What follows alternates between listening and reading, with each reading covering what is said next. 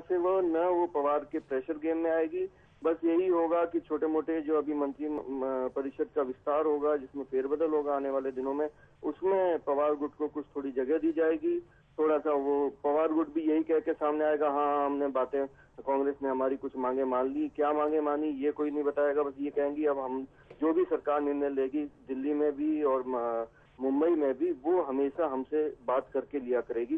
कुछ इस तरह की बातें, निष्कर्ष यही निकलेगा। बाकी कांग्रेस सवाल ही नहीं उठता कि पृथ्वीराज चौहान को वहां से ऐसे हटाने का कोई मानस है उसका। धन्यवाद गजेंद्र जी। तो कुल मिलाकर बात बंबई से और दिल्ली से एक ही तरह की बात आ रही है कि पवार कॉम्प्रोमाइज अगर कहीं होगा तो बहुत छोटे पे होगा, क्योंकि कांग्रेस अभी वेट एंड वॉच की स्थिति में, साथ में सबको लग रहा है कि पवार जो है बड़ी डिमांड करते हैं और छोटी बातों पे राजी हो जाते हैं। तो कुल मिलाकर देखने की बात है कि पवार का पावर जो है इस बार कितनी उनकी जो मांग को, डिमांड को पूरी करवा पाता है। अब ये देखना है कि कांग्रेस कितने दबाव में आती है। लेकिन प्रताप जी, अगर शरद पवार इस पावर गेम का इस्तेमाल करके अपनी बातों को मनवा लेते हैं, तो आपको नहीं लगता कि यूपीए में शामिल और दल जो हैं कल वो भी इस तरह से बाहर भगेंगे?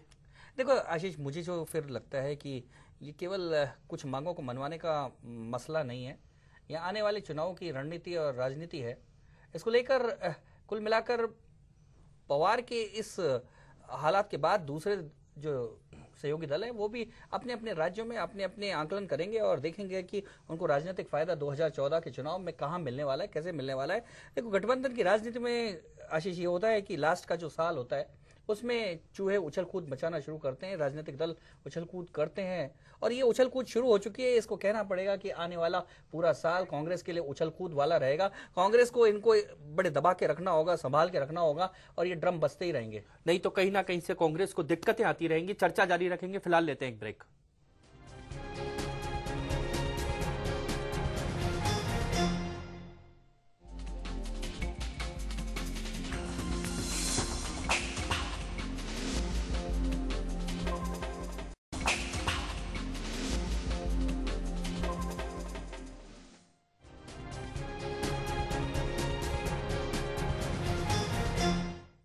ब्रेक के बाद स्वागत है आपका।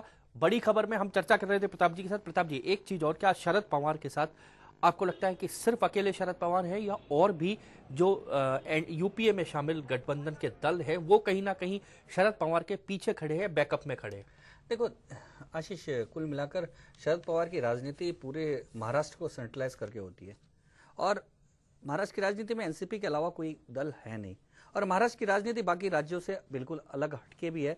इसलिए निश्चित तौर पे ये जो मामला है ताजा नया, इस मामले में तो निश्चित तौर पे नहीं दिखाई देता। लेकिन एक बात याद आ रही है कि ऐसा चाणक्य जैसे किसी राजनीति शास्त्री ने कहा है कि कोई राजा हो, उसके कई सारी पत्नियां हो तो वो बहुत दुखी होता है। कुल मिलाकर कांग्रेस की हालत यही है, कई सारी पत्नियां हैं जो परेशान करती रहती है, उसकी टांग खींचती रहती है। कुल मिलाकर अभी पवार है तो कभी ममता है तो कभी और कोई खींचता रहेगा। एनसीपी के जो है उनकी तरफ से दबे छुपे शब्दों में कहीं ना कहीं ये भी बात आई थी कि बाकी जो घटक दल है वो एनसीपी की जो भी मांगे हैं, एनसीपी ने जो मांगे रखी है उनका कहीं ना कहीं गैर कांग्रेसी दल तो समर्थन करते हैं। यानी वो मानते हैं कि शरद पवार को एक सही जगह देनी चाहिए थी प्रणब मुखर्जी के जाने के बाद, और दूसरी जो मांगे उनकी कहीं ना कहीं उनके समर्थन में वो रखते हैं उनका समर्थन।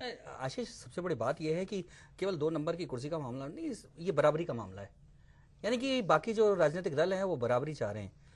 एनसीपी महाराष्ट्र में कांग्रेस के साथ बराबरी चाहती है और ये इसके साथ ही संकेत दे रही है कि आने वाले चुनाव में विधानसभा और लोकसभा के जो सीटों का बंटवारा होगा उसमें बराबरी की हक होगा। इसी तरह से दूसरी ममता हो, चाहे कोई और कोई पार्टी हो, चाहे लालू हो, चाहे कोई भी हो, जिनसे भी कांग्रेस को गठबंधन करना पड़ेगा, तो उन्होंने एक ये आवाज उठा दी है कि भैया बराबरी से काम चलेगा, ऐसे काम नहीं चलेगा, तुम राष्ट्रीय पार्टी होगे लेकिन बराबरी से बात होगी। और बिल्कुल उन्होंने तो ये भी कहा कि गठबंधन के लिए कुल मिलाकर समन्वय समिति और उचित व्यवहार, यही बात है। ये उचित व्यवहार और बराबरी की जो बात है ये वहां तक जाएगी आशीष। इसलिए ये जो मौका है, इतने 3.5 साल तक कोई परेशानी नहीं हुई।